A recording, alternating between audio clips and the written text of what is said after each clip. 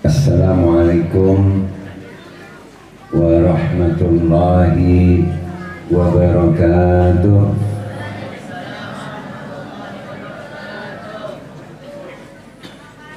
Alhamdulillah, wassalatu wassalamu ala rasulillah Sayyidina wa maulana Muhammad ibn Abdillah wa ala alihi wa sahbihi wa mawalah. Amma ba'du. Para ulama, para masyayikh, para kiai, para habaib, para asatid, dan para sesepuh tokoh agama maupun tokoh masyarakat yang hadir pada malam hari ini, yang semuanya saya hormati, saya cintai dan saya banggakan. Segenap pengurus cabang NU Kabupaten Bengkayang dan pengurus Majelis Wakil Cabang NU Kecamatan Sungai Duri, Sungai Raya, dan pengurus ranting NU yang semuanya saya hormati, saya cintai dan saya banggakan. Pejabat pemerintah baik sipil maupun TNI Polri, dalam hal ini Bapak Kepala Desa beserta segenap aparat-aparat desa, hadirin, hadirat, para santri baik putra maupun putri, tidak lupa kepada segenap pengurus Pondok Pesantren An-Nur Sungai Duri, khususnya kepada pengasuh Pondok Pesantren An-Nur Hadratul Mukarram Hadratul Syekh Kiai Haji Asy'ari Ma'mun beserta seluruh keluarga yang saya hormati, saya cintai dan saya banggakan. Ungkapan puja, puji syukur selalu dan tidak bosan-bosan kita haturkan kehadirat Allah Subhanahu wa Ta'ala, yang mana Allah Subhanahu wa Ta'ala juga selalu dan tidak pernah bosan memberikan rahmat dan nikmat kepada kita sekalian, sehingga pada malam hari ini kita semua bisa bermuajah dan bermujalasah untuk bersama-sama bersilaturahim, menunjukkan rasa syukur kehadirat Allah Subhanahu wa Ta'ala, dan juga menunjukkan rasa cinta kepada baginda Rasulullah Muhammad sallallahu alaihi wasallam di bulan kelahiran beliau, yaitu bulan Rabiul Awal. Sekaligus acara ini dirangkai dengan peresmian dan pelantikan pengurus Majelis Wakil Cabang Nahdlatul Ulama Kecamatan Sungai Raya, yang mana pada kesempatan ini kita semua alhamdulillah bisa bersilaturahim dengan harapan mudah-mudahan kita semua mendapatkan ridho Allah Subhanahu wa Ta'ala, amin, dan bisa membawa hikmah, manfaat serta barakah di dini wa dunya wal akhirah, amin, Allahumma amin. Para bapak, para ibu, hadirin wal hadirat rahimakumullah, dalam kesempatan ini saya hanya ingin menyampaikan sebuah kalimat di dalam Al-Quran. Allah berfirman, A'udzu billahi minasyaitonir rajim, walladzina amanu wattaba'athum dzurriyyatuhum biimanin alhaqna bihim dzurriyyatahum. Shadaqallahul azim. Dalam sepenggal kalimat ini, sepenggal ayat ini, Allah menegaskan kepada kita semua, walladzina amanu, orang-orang yang beriman kepada Allah, mulai dari Rasulullah Muhammad sallallahu alaihi wasallam, sahabat-sahabat beliau, para tabi'in, para salihin, para ulama, para auliaillah, semuanya beriman kepada Allah. Kemudian wa atba'athum wattaba'athum dzurriyyatuhum biimanin. Keturunan-keturunannya, anaknya, cucunya, cicitnya hingga ila yaumil qiyamah, semuanya juga berpegang teguh kepada tali iman. Maka kata Allah, alhaqna bihim dzurriyyatahum, kelak di akhirat anak keturunan yang masih berpegang teguh kepada tali iman itu akan dikumpulkan, dipertemukan dengan para abaunnas salihun, abaunal mukminun, para sesepuh-sesepuh yang memang sudah mewariskan iman kepada kita semua. Alhamdulillah. Maka dari ayat ini memberikan gambaran kepada kita sekalian, Pak, bahwa kata kuncinya adalah iman. Ketika iman yang kita pegang, yang diwariskan dari orang tua, yang orang tua kita juga diwariskan iman oleh kakek kita, yang kakek kita juga diwariskan iman oleh kakek ayahnya lagi, terus ke atas hingga bersambung kepada para ulama salafun saleh, hingga bersambung kepada para tabi'in, bersambung kepada para sahabat, dan bersambung kepada Rasulullah Muhammad sallallahu alaihi wasallam. Selama iman ini mampu kita jaga, maka insya Allah kelak di akhirat kita akan berkumpul dengan para nenek moyang dan para salafun saleh. Amin. Oleh karena itu, tidak berlebihan kiranya ketika baginda Rasulullah mengatakan, kullu ummati yadkhulunal jannah, seluruh umatku akan masuk ke dalam surga. Nabi mengatakan kullu ummati, seluruh umatku akan masuk ke dalam surga. Mudah-mudahan kita semua masuk golongan ini. Amin.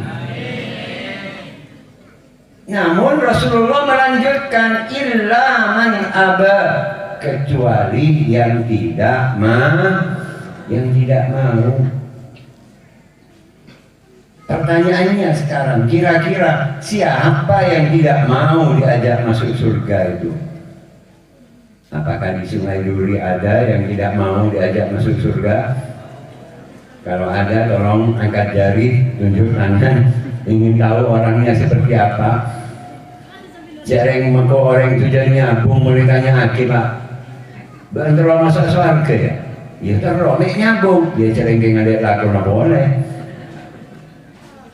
Maling sampai, tanya hakim, bantu masuk surga. Oh, pada terus masuk surga ya, mau kau kuda. Mek ngidok sampai, mek jadi maling. Mungkin jarang yang pernah lawan di saya karena ada hak nggak boleh.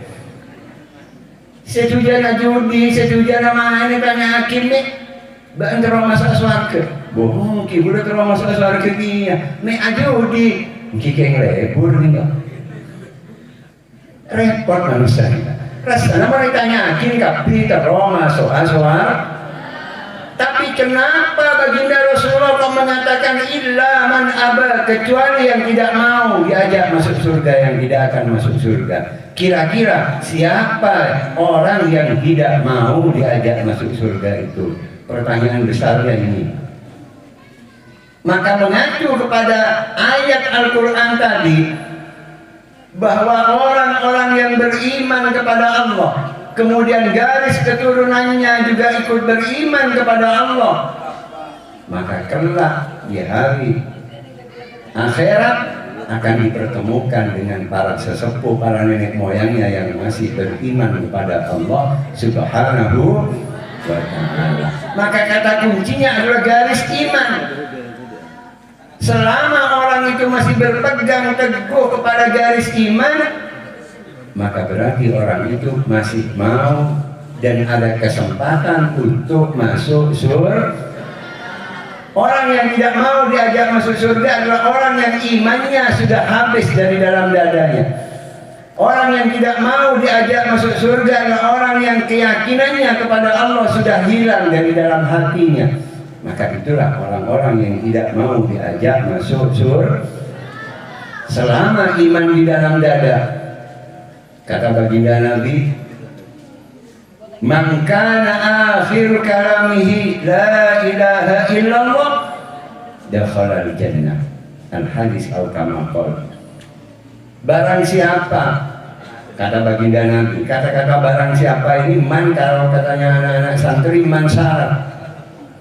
Man kana akhir kalamihi, barang siapa yang akhir kalimatnya sebelum nyawa lepas dari badan, la ilaha illallah, adalah kalimat tauhid, la ilaha illallah Muhammadur Rasulullah, artinya masih ada iman di dalam dadanya. Maka jawab dari iman syarat ini, kata anak-anak santri, artinya adalah pasti. Dakhalal jannah, maka pasti orang itu akan masuk surga. Rasulullah mengatakan pasti masuk surga, dan Rasulullah tidak akan pernah bohong. Kalau baginda Nabi mengatakan begitu, ya berarti memang begitu. Selama iman mampu kita jaga, selama iman masih tetap kokoh di dalam dada hingga akhir hayat menghadap Allah Subhanahu wa Ta'ala, kesempatan untuk masuk surga itu sudah pasti ada bagi orang itu.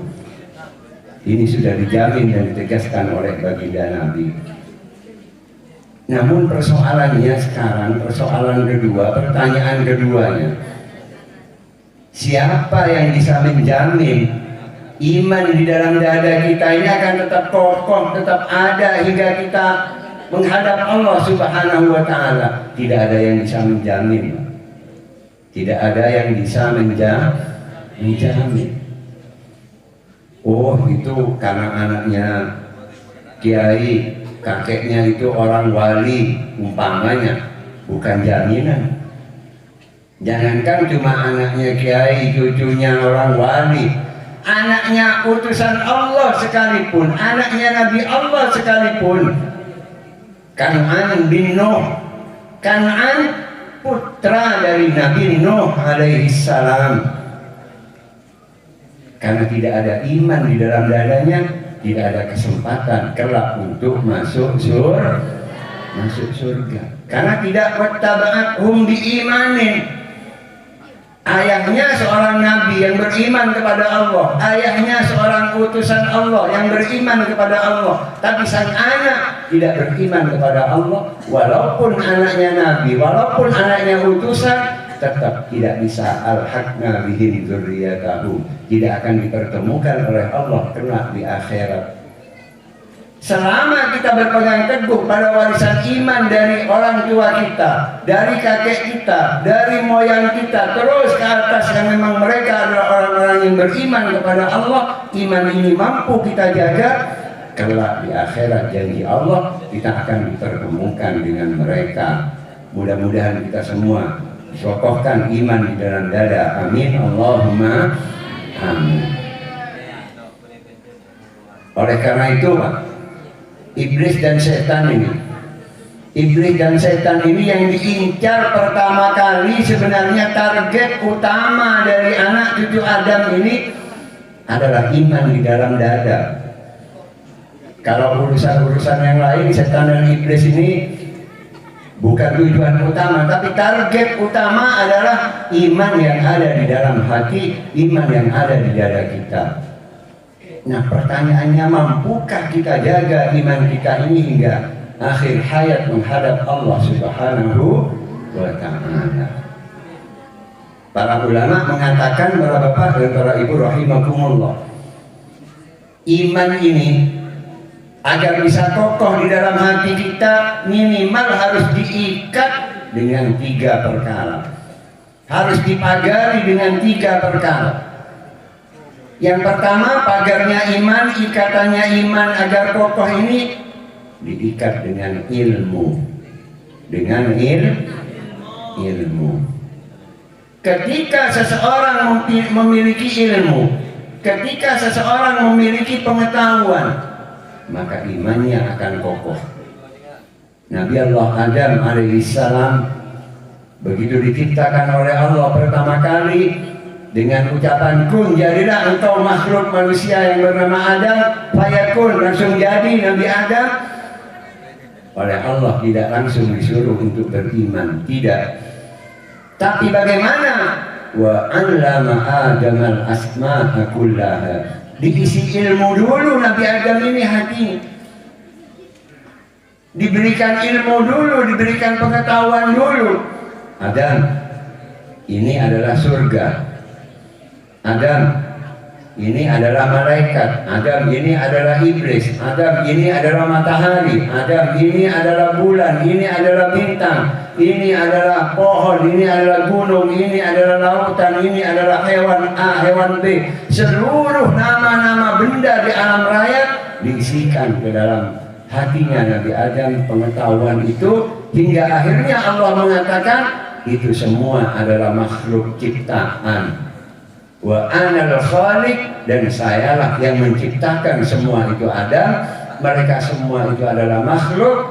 Wa anal khaliq anta abdu wa ana rabbuk.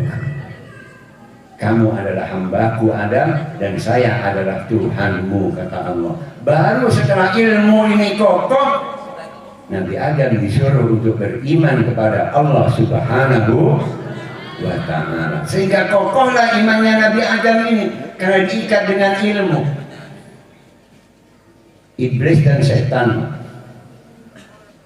tiap hari itu mengadakan kumpulan, mengadakan upacara, ada apelnya. Tidak hanya NU yang ada pengurus besar, ada pengurus wilayah, pengurus cabang, pengurus MWC, sampai pengurus ranting. Iblis dan setan juga ada pengurusnya, Pak. Tingkat internasional siapa ketuanya, begitu, anggotanya setan.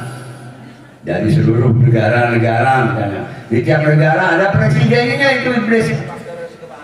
Nanti di tiap provinsi ada juga gubernurnya iblis ini, ada bupatinya, ada camatnya, ada kepala desanya, ada semua, dan ada anggotanya di tiap daerah itu.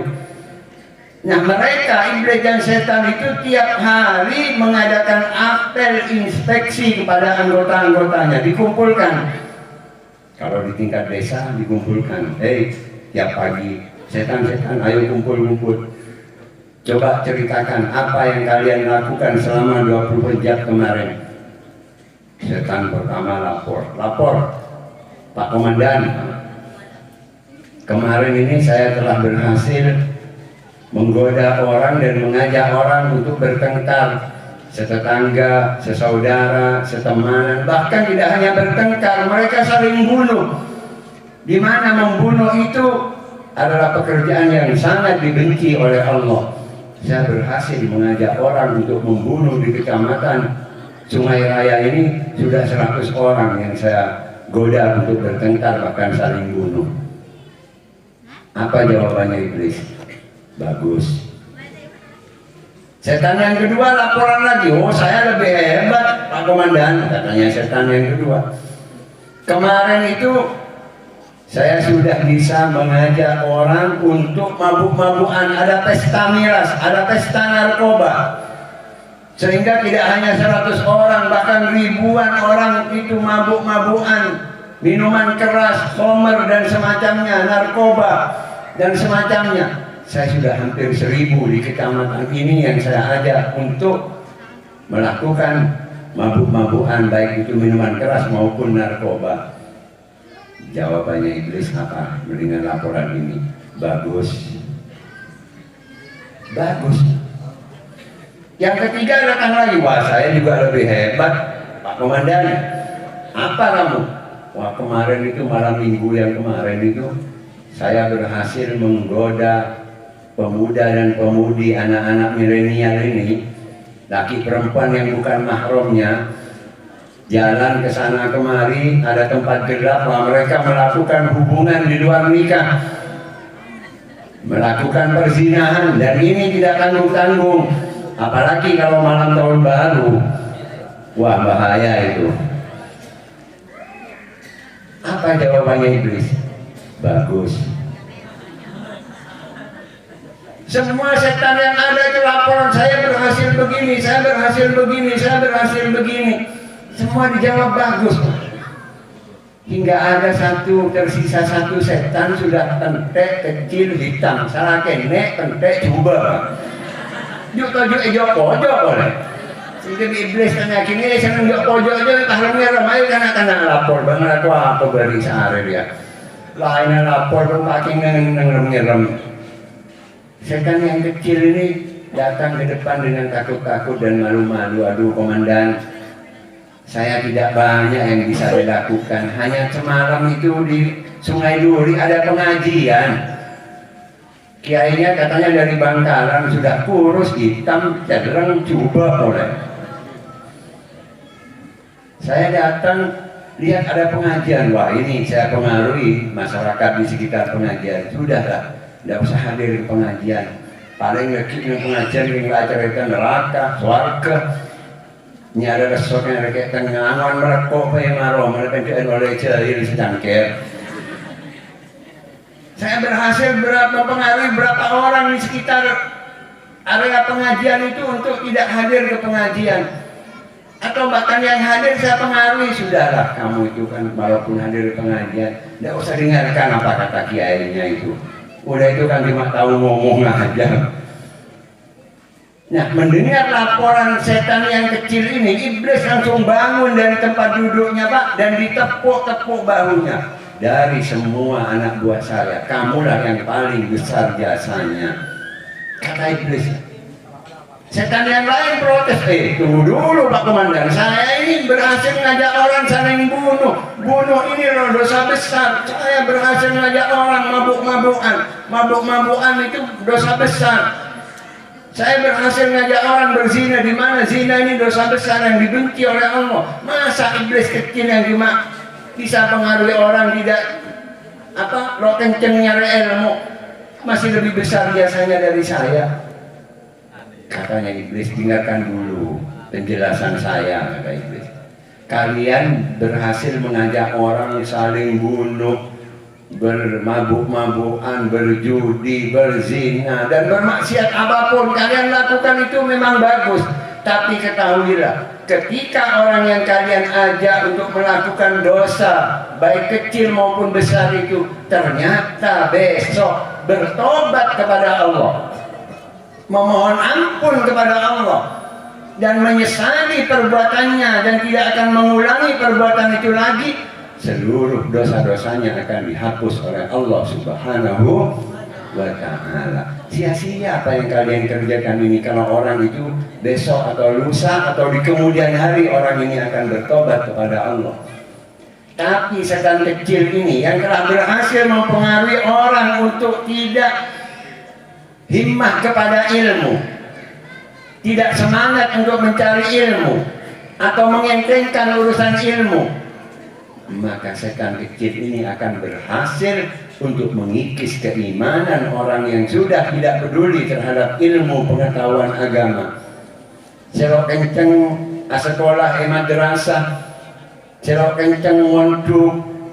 Ketika orang-orang sudah tidak punya himmah kepada ilmu syariat agama, maka ini akan lebih gampang untuk digoyahkan imannya, bahkan dihilangkan imannya kepada Allah Subhanahu wa ta'ala. Kalau orang itu sudah berhasil hilang imannya, tidak ada kesempatan orang itu kelak di akhirat untuk masuk surga. Na'udzubillah min dzalik. Ilmu adalah tali iman yang paling utama. Itu yang pertama. Yang kedua, iman ini akan kokoh ketika diikat dengan ibadah. Kita sehari semalam melakukan kewajiban sholat 5 waktu, duhur 7 rakaat, betul Pak? Salah. Duhur 8 rakaat, 4 ya? Oh bagus, anak-anak santri An-Nur bagus. 4 rakaat Yang jawab 7 tadi kalau dari santri Ustaz jangan naikkan besok ya. Asar 4 rakaat, maghrib 3 rakaat, isya 4 rakaat, subuh 2 rakaat, 17 rakaat sehari semalam. Waktu yang dihabiskan kita untuk sholat duhur misalnya, tahun ini mau kita mau ngeduran nika paling ngabit nika 5 menit mungkin aman lah. Tahun ini mau nang Sungai Duri, kalau berada sampai jam duhur sampai sejam. Pomondo berarti jago nih kan. Aduh kiai menekin to nek dengan pada nanti nyampe aja nyampe jagung kiai rukuk bisa juga. Wong kira ada pada di Madura modern nih kan. Paling habis 5 menit. Sehari semalam 5 kali berarti 5 menit kali 5 cuma 25 menit. Sehari semalam waktu yang diberikan Allah 24 jam. Tidak sampai setengah jam yang diminta oleh Allah untuk menghadap Allah dan mengingat kepada Allah Subhanahu. Dan kadang kulit sampai kita banyak sebelum berjalan. Nampak itu horor apa aja, kita bangun ngasar apa aja. Luhur di asar elang maghrib apa aja. Dan kadang di jamaah tokor. Padahal saya pengen cuma sekian menit dari 4 jam sehari semalam, kulit disampaikan banyak belum. Bagaimana iman kita akan kokoh pada Allah? Ketika talinya iman yang berupa ibadah, sambungan kepada Allah langsung, itu kadang kita abaikan. Ibadah adalah ikatan iman yang juga tidak kalah pentingnya dengan ilmu. Semakin rajin kita ibadah kepada Allah, maka semakin kokoh iman kita kepada Allah Subhanahu wa ta'ala. Ini kesan nomor 2. Yang ketiga, talinya iman itu adalah akhlakul karimah. Akhlak yang baik. Bagaimanapun banyaknya ilmu kita, setinggi apapun ilmu yang diperoleh, sehebat apapun dia melakukan ibadah, tapi ternyata dia tidak memiliki akhlak sama sekali, tidak memiliki adab sama sekali, maka orang itu dikatakan tidak begitu sempurna imannya kepada Allah Subhanahu wa ta'ala. Dalam sebuah hadis baginda Nabi mengatakan, akramukum ilayya yaumal qiyamah ahsanukum khuluqan. Al-hadis al-kama qala. Paling dekat kelak di hari kiamat, baik itu di padang mahsyar maupun di surganya Allah, itu di antara kalian yang paling bagus akhlaknya. Semakin akhlaknya bagus, semakin banyak kesempatan untuk dekat dengan Rasulullah Muhammad sallallahu alaihi wasallam. Bahkan dalam sebuah hadis yang terkenal yang sering kita tahu, Rasulullah bersabda, innama bu'istu liutammima makarimal akhlak. Hanya saja, kata-kata hanya saja ini artinya memang pokok ini Pak, inti dari saya diutus oleh Allah liutammima makarimal akhlak, untuk menyempurnakan akhlak manusia. Ketika akhlak seseorang itu sudah dia pakai, maka ibadah dan ilmu yang dia miliki akan menjadi pengokoh iman di dalam dadanya, yang insya Allah iman ini akan tetap bisa kita pertahankan hingga menghadap Allah Subhanahu wa ta'ala. Amin Allahumma amin. Para bapak, para ibu hadirin wal hadirat rahimakumullah. Ini kamu asik lewat sini dan program kan kayak asal. Kula ada Pontianak kita rejam ya. Jadi ya mungkin ini yang bisa saya sampaikan kepada kita sekalian, walaupun mungkin ini singkat dan sedikit, mudah-mudahan ini menjadi wawasan baik untuk saya sendiri, juga untuk para bapak, para ibu, dan khususnya motivasi kepada anak-anak santri di dalam mencari ilmu. Jangan tanggung-tanggung, carilah ilmu setinggi langit, gapailah bintang yang menjadi harapan dari kalian semua. Maka insya Allah dengan ilmu yang kalian miliki, akan menuntun kepada tepatnya ibadah yang kalian lakukan dan akhlak yang memang sudah diajarkan oleh para guru, para kiai, para orang tua, pakai dan menjadikan hiasan di dalam kehidupan kalian, maka insya Allah kalian akan menjadi generasi muda Islam yang berkualitas, as-salihin was-salihat al-barina liwalidaihim, amin Allahumma lihalihi niyah wa likulli niyatis salihah. Al-Fatihah. A'udzubillahi minasyaitonir rajim. Bismillahirrahmanirrahim. Alhamdulillahi rabbil alamin, arrahmanir rahim, maliki yaumiddin. Iyyaka na'budu wa iyyaka nasta'in.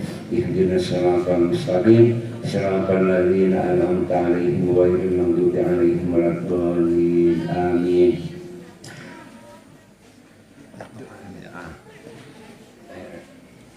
Bismillahirrahmanirrahim. Alhamdulillahi rabbil alamin.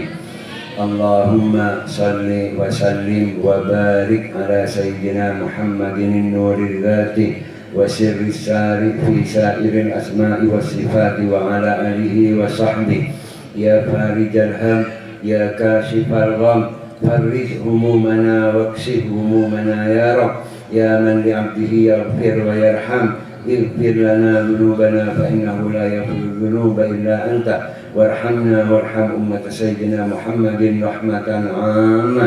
اللهم نور قلوبنا بالإيمان والإسلام واهدنا ووفقنا إلى الحق وإلى الطريق المستقيم. اللهم يا ربنا فقه أولادنا وتلامذتنا في الدين. اللهم فقه أولادنا وتلامذتنا في الدين. اللهم فقه أولادنا وتلامذتنا في الدين واجعلهم أولادا صالحين بارين لوالديهم برحمتك يا أرحم الراحمين.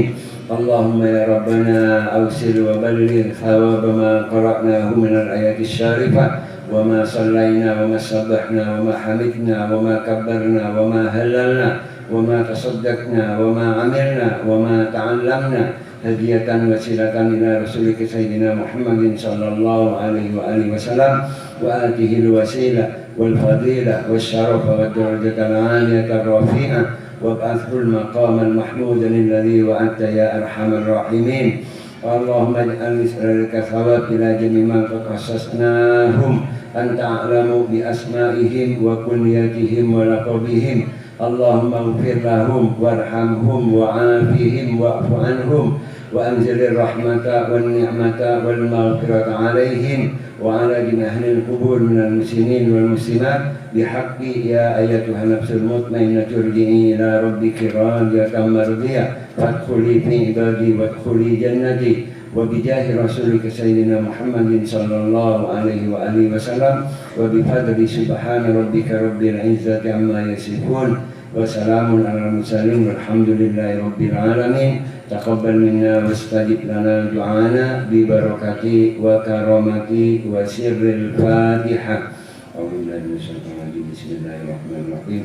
الحمد لله رب العالمين الرحمن الرحيم مالك يوم الدين إياك نعبد وإياك نستعين اهدنا الصراط المستقيم صراط الذين أنعمت عليهم غير المغضوب عليهم ولا الضالين آمين. Demikian yang bisa saya sampaikan, kurang lebihnya mohon maaf.